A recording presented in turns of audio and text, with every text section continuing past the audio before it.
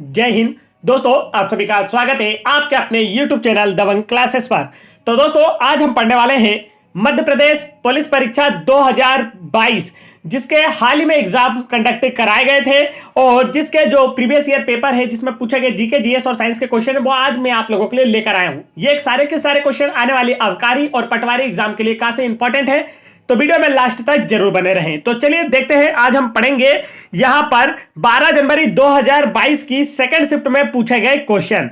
तो शुरू करते हैं, देखते हैं आज का फर्स्ट क्वेश्चन आप लोगों से क्या पूछा गया था।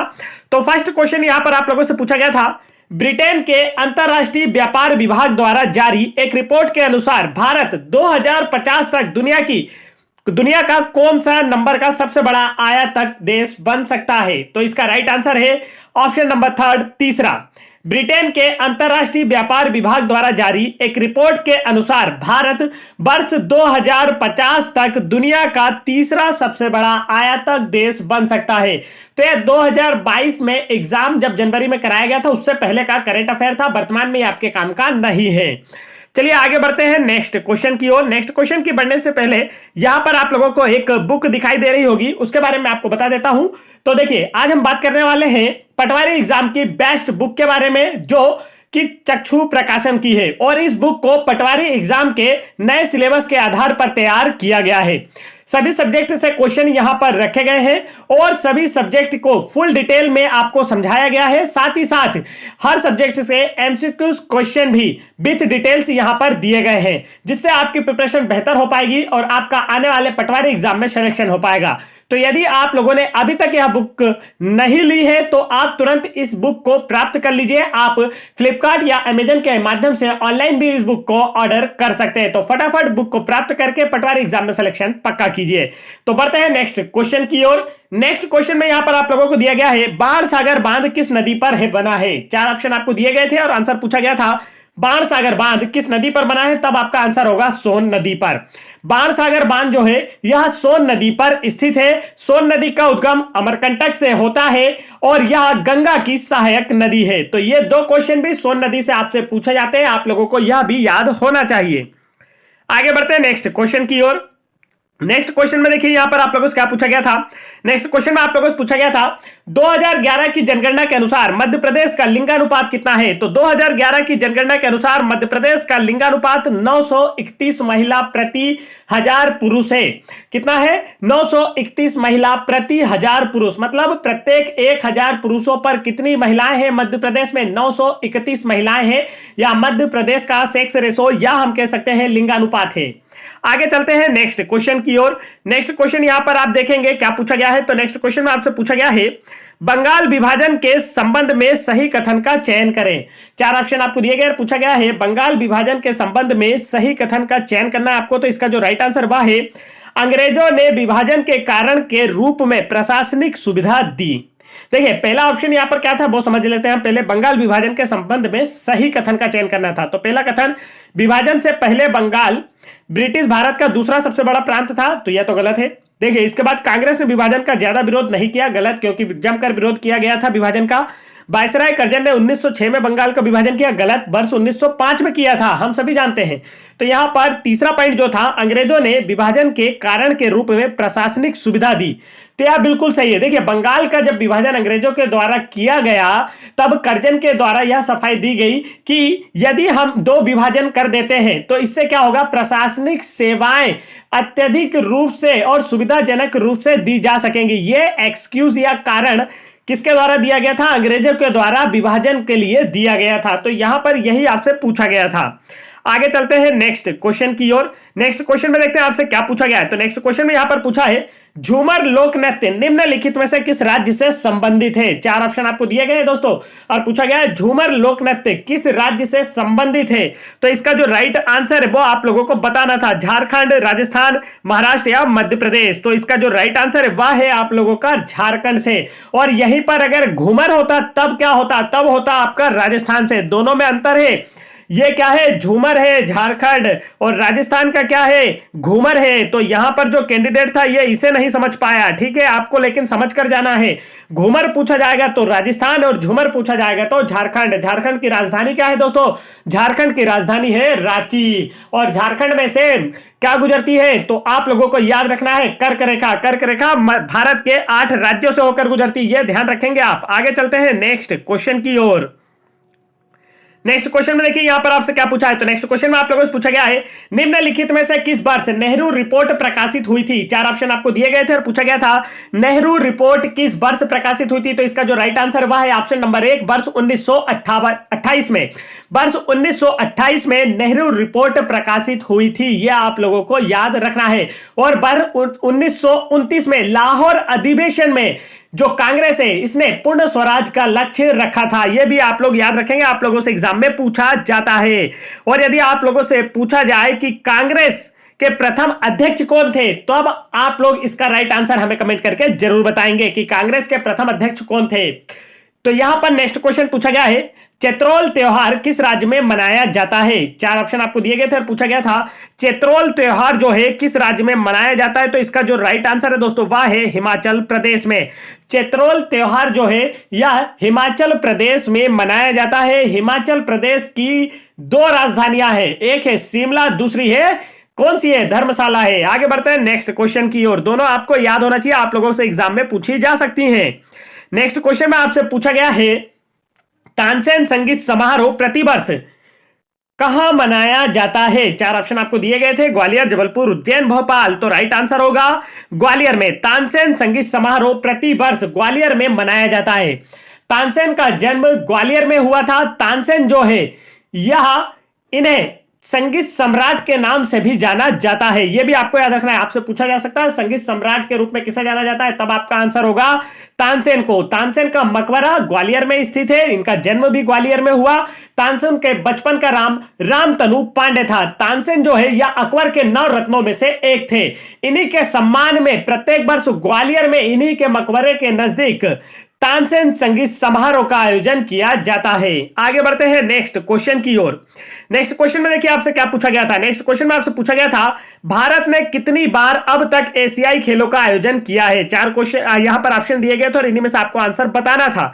तो राइट आंसर है 2 बार। और इस बार जो है कांस्टेबल एग्जाम में आप लोगों से एशियाई खेल, ओलंपिक खेल और कॉमनवेल्थ गेम्स, इनसे काफी क्वेश्चन पूछे गए थे। कांस्टेबल एग्जाम के समय हमने आप लोगों को इन तीनों ही खेलों से रिलेटेड हिस्ट्री से लेकर प्रेजेंट तक सारे क्वेश्चन प्रोवाइड कराए थे, जिनसे क्वेश्चन आप लोगों के एग्जाम में पूछे गए थे। तो आने वाले एग्जाम्स की प्रिपरेशन के लिए भी आप लोग प्लेलिस्ट चेक कर सकते हैं, जहां पर आप लोगों के लिए पटवारी, एमपी फॉरेस्ट और आने वाली एमपीएसआई, एमपी पुलिस कांस्टेबल जैसे एग्जाम्स के लिए वीडियोस डेली प्रोवाइड किए जा रहे हैं, जिससे आपकी प्रिपरेशन और बेहतर हो पाएगी।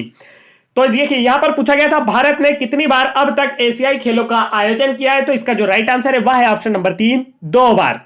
भारत ने अब तक 2 बार एशियाई खेलों का आयोजन किया है। पहली बार एशियाई खेलों का आयोजन कब और कहां किया गया था, यह आप हमें कमेंट करके बताएंगे। काफी इंपॉर्टेंट क्वेश्चन पूछा है मैंने आपसे, हर एग्जाम में पूछा जाता है, बेहद सरल क्वेश्चन है। चलिए आगे बढ़ते हैं नेक्स्ट क्वेश्चन की ओर। नेक्स्ट क्वेश्चन को करने से पहले दोस्तों यहां पर आप लोगों को कुछ पीडीएफ दिखाई दे रही होंगी, ठीक है। यहां पर कुछ पीडीएफ के आप लोगों को प्रमोट जो है वह दिखाई दे रहे हैं, बैनर्स के रूप में दिखाई दे रहे होंगे, जिसमें आप लोगों को एमपी पुलिस कांस्टेबल एग्जाम 2022 के प्रीवियस ईयर पेपर के मैथ्स के क्वेश्चंस की पीडीएफ, साथ ही साथ रीजनिंग के क्वेश्चन की पीडीएफ और जीके जीएस साइंस की क्वेश्चंस की पीडीएफ दिखाई दे रही होगी। आप यह पीडीएफ वीडियो के डिस्क्रिप्शन में दी गई लिंक पर क्लिक करके डाउनलोड कर सकते हैं। और यदि आप लोगों को यहां एमपीजीके से रिलेटेड 1800 प्लस बेस्ट एमसीक्यू की पीडीएफ फाइल, जिसमें हर एक क्वेश्चन को फुल डिटेल में हमने आपको बताया है, एमपीजीके के प्रीवियस ईयर एग्जाम्स में 2000 से लेकर 2022 तक की बात की जाए, जितने भी क्वेश्चन पूछे गए उन सभी को शामिल किया है। साथ ही साथ आपको जो 1250 प्लस बेस्ट एमसीक्यू की पीडीएफ दिखाई दे रही है वह भी आप लोग जरूर डाउनलोड करें। इसमें से ही कांस्टेबल एग्जाम 2022 में सारे क्वेश्चन एमपीजीके के पूछे गए थे। तो यह सभी पीडीएफ डाउनलोड करने के लिए आप वीडियो के डिस्क्रिप्शन में दी गई लिंक पर क्लिक कर सकते हैं, जिससे आपकी प्रिपरेशन और बेहतर हो पाएगी। तो चलिए बढ़ते हैं नेक्स्ट क्वेश्चन की ओर। नेक्स्ट क्वेश्चन में देखिए यहां पर आपसे पूछा गया था, शूटिंग विश्व कप 2021 के बारे में निम्न में से कौन सा कथन सही नहीं है। तो पहला देखिए, ये करंट अफेयर का क्वेश्चन था। करंट अफेयर से भी 2 या 3 क्वेश्चन आप लोगों के एग्जाम में पूछे गए थे। तो आप लोग करेंट अफेयर भी याद रखें, और पटवारी और आपके जो फॉरेस्ट जैसे एग्जाम आने वाले हैं अबकारी, इनके लिए आप स्पोर्ट्स के करंट अफेयर याद रखें तो ज्यादा बेहतर होगा। देखिए यहां पर फर्स्ट ऑप्शन था शूटिंग विश्व कप 2021 में भारत ने कुल 15 पदक जीते, 15 स्वर्ण पदक गोल्ड मेडल्स, तो बिल्कुल राइट। शूटिंग विश्व कप 2021 में भारत ने कुल 30 पदकों के साथ शीर्ष पर रहा, बिल्कुल राइट है। शूटिंग्स में हम हमेशा शीर्ष पर ही रहते हैं। शूटिंग विश्व कप 2021 का आयोजन भारत नई दिल्ली में हुआ था, यह भी बिल्कुल सही है। अब यहां देखिए शूटिंग विश्व कप 2021 में चीन ने कुल 8 पदकों के साथ दूसरे स्थान पर रहा, यह कथन क्या है, बिल्कुल गलत दिया गया था दोस्तों। आगे चलते हैं, तो करंट अफेयर से रिलेटेड क्वेश्चन था, इसे आपको याद नहीं रखना, आने वाले समय में नहीं पूछा जाएगा, आपसे ऑलरेडी पूछा जा चुका है। यहां पर देखिए नेक्स्ट क्वेश्चन में पूछा था बैंकिंग विनियमन अधिनियम कब पारित किया गया, 4 ऑप्शन आपको दिए गए हैं। तो इसका जो राइट आंसर है वह है वर्ष 1949 में। बैंकिंग विनियमन अधिनियम जो है यह वर्ष 1949 में पारित किया गया था। आगे चलते हैं नेक्स्ट क्वेश्चन की ओर। नेक्स्ट क्वेश्चन में देखिए आपसे पूछा गया था बड़वानी का राजपुर तहसील खालिस्तान किसानों के लिए बाजार उपलब्ध कराता है। तो आपसे पूछा गया है जो बड़वानी जिले की राजपुर तहसील है, यहां पर किसकी मंडी है, या हम कह सकते हैं कि यहां पर जो किसान होते हैं किसका बाजार लगाते हैं, तो आपका आंसर होगा मिर्च। बड़वानी की बात कर ले या खरगोन एरिया, खरगोन और बड़वानी जिले की, जैसे हम पश्चिमी निमाड़ की बात करें दोस्तों जिसमें खरगोन शामिल है, तो पश्चिमी निमाड़ जो है यह मिर्च उत्पादन के लिए जाना जाता है। ठीक उसी प्रकार बड़वानी में जो राजपुर तहसील शहर है, यहां पर मिर्च जो है किसानों के लिए बाजार उपलब्ध कराया गया है। तो यहां पर जो किसान है वो किसकी मंडी लगाते हैं, किसका बाजार लगाते हैं, मिर्च का। आगे बढ़ते हैं नेक्स्ट क्वेश्चन की ओर। नेक्स्ट क्वेश्चन में देखिए यहां पर क्या पूछा गया था। तो नेक्स्ट क्वेश्चन में आप लोगों से पूछा था जबलपुर को निम्नलिखित में से किस वर्ष में मध्य प्रदेश के उच्च न्यायालय की प्रमुख सीट के रूप में चुना गया था, या प्रमुख पीठ होना था, यहां पर सीट दे दिया गया है प्रमुख पीठ। तो इसका जो राइट आंसर वह है वर्ष 1956 में। जैसे ही मध्य प्रदेश राज्य का गठन हुआ, जबलपुर को मध्य प्रदेश उच्च न्यायालय की प्रमुख पीठ के रूप में चुना गया। यदि आपसे पूछा जाए कि मध्य प्रदेश उच्च न्यायालय कहां स्थित है, मध्य प्रदेश का हाईकोर्ट कहां स्थित है, तब आपका आंसर सीधे होता है जबलपुर। क्यों होता है, क्योंकि इसकी जो मुख्य पीठ है वह जबलपुर में ही स्थित है, इसलिए जबलपुर को मध्य प्रदेश की न्यायिक राजधानी भी कहा जाता है। अब यहां से 2 क्वेश्चन और बनते हैं कि मध्य प्रदेश की जो जब हाईकोर्ट है या उच्च न्यायालय है, इसकी 2 खंडपीठें ये कहां स्थित है। तो पहला आपका होगा इंदौर में और दूसरी है ग्वालियर में। तो ये दोनों भी आप लोगों को याद रखना, मुख्य पीठ के साथ साथ खंडपीठें भी याद रहना चाहिए। चलिए आगे बढ़ते हैं। नेक्स्ट क्वेश्चन में देखिए आपसे क्या पूछा। तो यहां पर पूछा गया है, यह घोषित किया गया है कि खजराना गणेश मंदिर जल्द ही सौर ऊर्जा से संचालित होगा। तो ये जो खजराना गणेश मंदिर है ये कहां स्थित है, आपसे यह पूछा गया है। काफी फेमस मंदिर है, अगर आप एमपी में रहते हैं तो आपको इसका आंसर आसानी से पता होगा। राइट आंसर है इंदौर में। खजराना गणेश मंदिर जो है यह इंदौर में स्थित है और यह जल्द ही सौर ऊर्जा से संचालित होगा।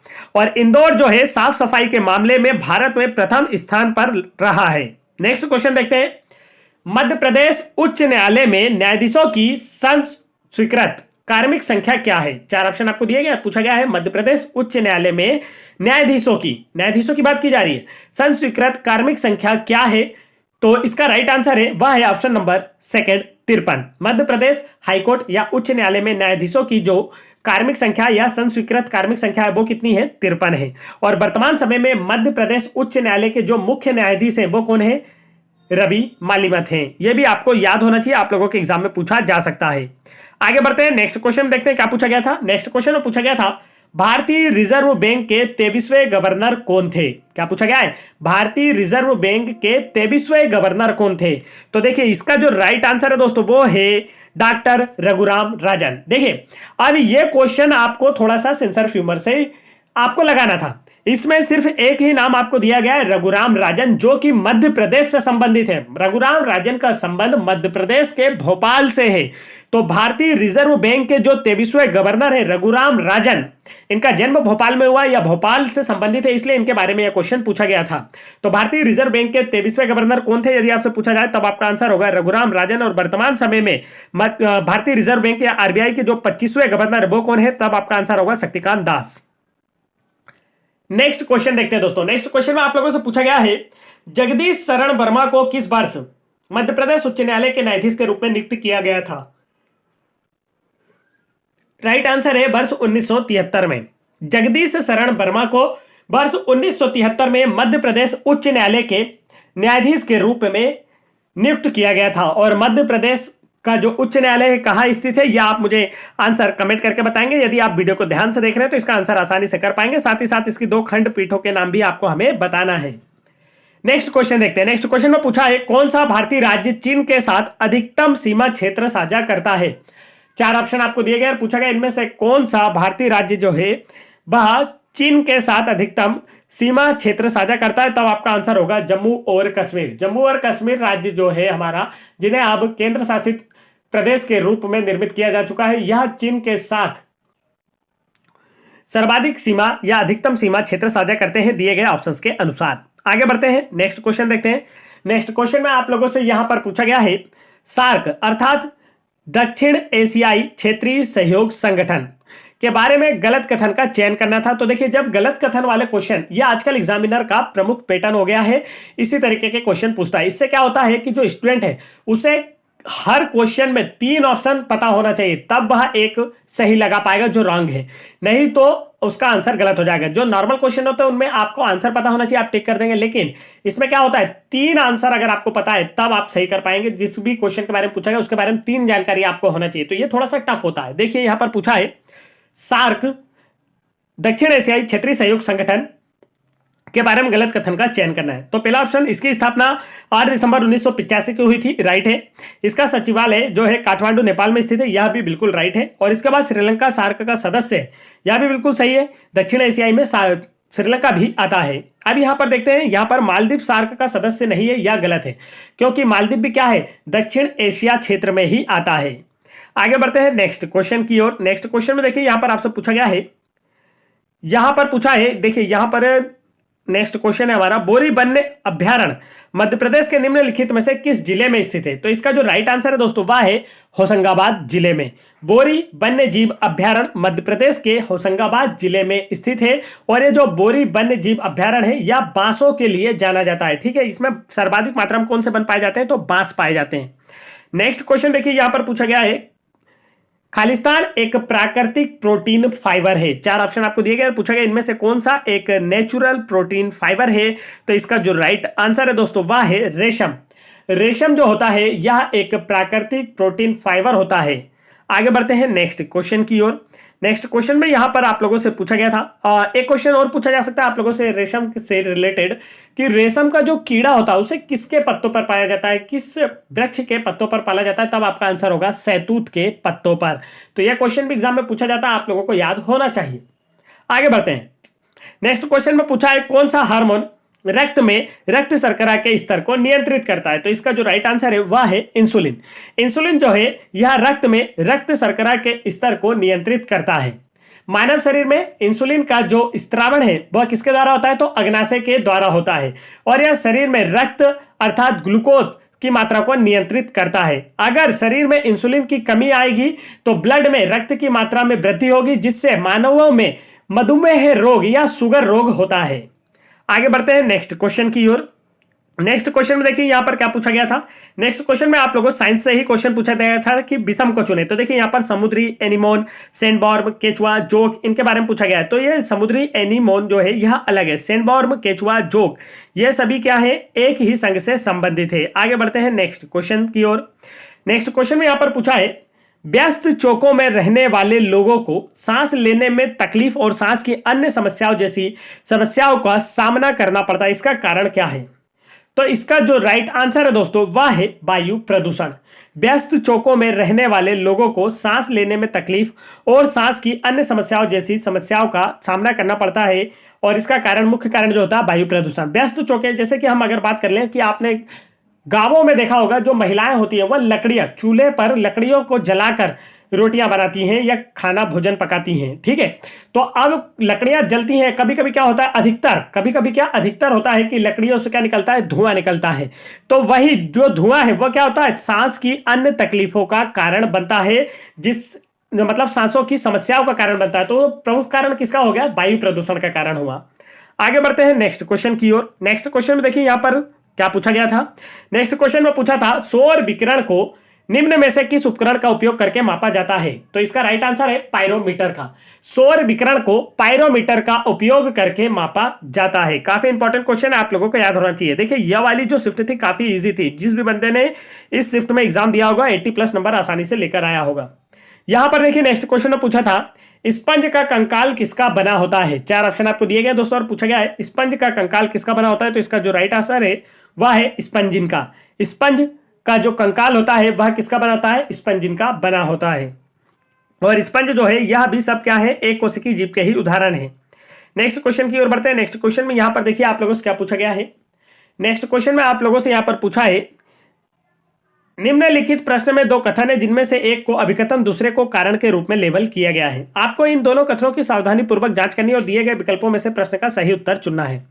देखिए अभिकथन ए है रीना का सामना एक ऐसे जानवर से हुआ जो मछली की तरह मेटामेरिक रूप से खंडित था और एक बिना सिर वाला कोइलोमॉट था। आप दूसरा इसका कारण क्या दिया है? तो पाया गया जानवर सब फाइलम सेफ्लोकॉर्डेट की एक प्रजाति था। तो इसका जो राइट आंसर है आर ए का सही कारण है। चलिए आगे चलते हैं। तो यहां पर साइंस का आप लोगों को अच्छे से ज्ञान होना चाहिए, ये सूक्ष्म जीवों से रिलेटेड क्वेश्चन था। नेक्स्ट क्वेश्चन में आप लोगों से पूछा है खालिस्तान के लक्षण व्यक्ति विशिष्ट होते हैं। तो मधुमेह, दिल का दौरा, कैंसर या एड्स। तो आपसे पूछा गया इनमें से किसके लक्षण व्यक्ति विशिष्ट होते हैं? तो इसका जो राइट आंसर है वह है एड्स। एड्स के लक्षण जो होते हैं यह व्यक्ति विशिष्ट होते हैं। एड्स का फुल फॉर्म क्या होता है यदि आपसे पूछा जाए तब आपका आंसर होगा एक्वायर्ड इम्यूनोडेफिशिएंसी सिंड्रोम। प्रत्येक वर्ष 1 दिसंबर को एड्स दिवस के रूप में लोगों को एड्स के प्रति जागरूक करने के लिए मनाया जाता है।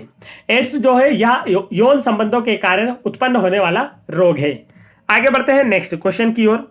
नेक्स्ट क्वेश्चन में देखिए यहां पर आप लोगों को क्या दिया गया है। तो नेक्स्ट क्वेश्चन में आप लोगों को दिया गया है पहले अभिकथन और फिर उसका कारण दिया है। तो अभिकथन हम जान लेते हैं। अभिकथन दिया है इंसानों और जानवरों में दी जाने वाली एंटीबायोटिक्स एक जैसी होती है। तो यहां पर क्या बोल रहा है अभिकथन कि इंसान और जानवर दोनों को दी जाने वाली जो एंटीबायोटिक्स है एक जैसी होती हैं। और इसका कारण दिया है मनुष्यों के रोगजनक जानवरों से समान होते हैं। तो एंटीबायोटिक्स भी वही है। तो देखिए यहां पर इसका जो राइट आंसर वो है ऑप्शन नंबर 4 ए सत्य है लेकिन आर असत्य है। देखिए इंसानों और जानवरों को दी जाने वाली एंटीबायोटिक्स एक जैसी होती है, यह बिल्कुल सत्य है। लेकिन इसका जो कथन आपको कारण दिया गया है मनुष्य के रोगजनक जानवरों से समान होते हैं तो एंटीबायोटिक्स भी वही होती है, यह गलत है। मनुष्य के जो रोगजनक होते हैं जानवरों के समान होते हैं, यह कथन क्या है? गलत है। आगे चलते हैं नेक्स्ट क्वेश्चन की ओर।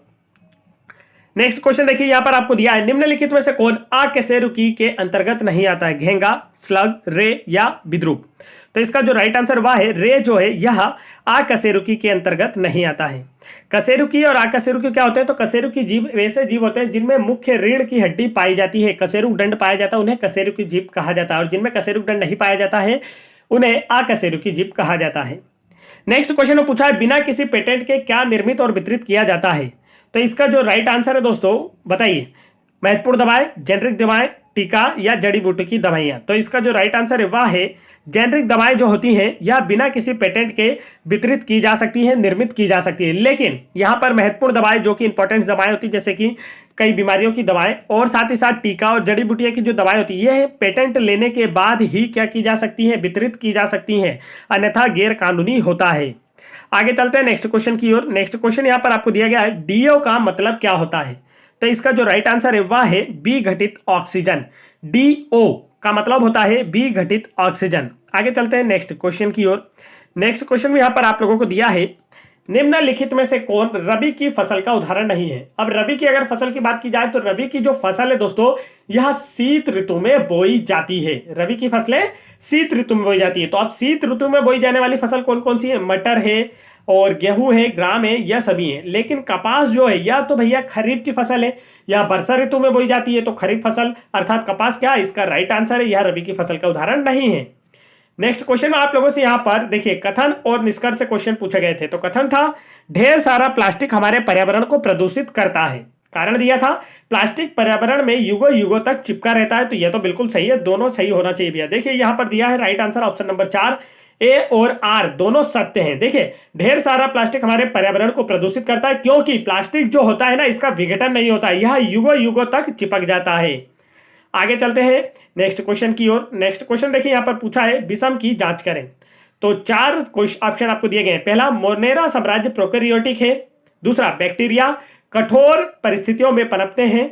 और तीसरा दिया है मिथेनोजेंस। तो इसका सबसे जो अलग है वो कौन सा है? तो यहां पर देखिए, मोनेरा साम्राज्य जो है प्रोकैरियोटिक से संबंधित है, कठोर परिस्थितियों में पनपते हैं, और मिथेनोजेंस। तो इसमें बैक्टीरिया सबसे अलग है। ये क्वेश्चन कुछ अलग ही लग रहा है, ठीक है। तो यहां पर ये हुए हमारे आज का पूरा पेपर का हल, जो कि हम आपको लोगों को करा रहे थे। यहां पर एमपी पुलिस कांस्टेबल एग्जाम 2022 का 12 जनवरी 2022 की सेकंड शिफ्ट का क्वेश्चन पेपर हम आपको सॉल्व करा रहे हैं। पूरा पेपर हमने सॉल्व कर लिया। तो यदि आप लोगों को हर एक क्वेश्चन समझ में आया हो, वीडियो अच्छी लगी हो, तो वीडियो को लाइक करें। चैनल पर पहली बार आए चैनल को जरूर सब्सक्राइब करें। एमपी पुलिस कांस्टेबल एग्जाम 2022 के प्रीवियस ईयर पेपर को फुल सॉल्यूशन देखना है तो आप चैनल की प्लेलिस्ट चेक कर सकते हैं, जिससे आपकी प्रिपरेशन बेहतर हो पाएगी और आने वाले आबकारी और पटवारी जैसे एग्जाम में आप अच्छे नंबर प्राप्त कर पाएंगे। तो फटाफट वीडियो को लाइक करके चैनल को जरूर सब्सक्राइब कर लें। जय हिंद दोस्तों।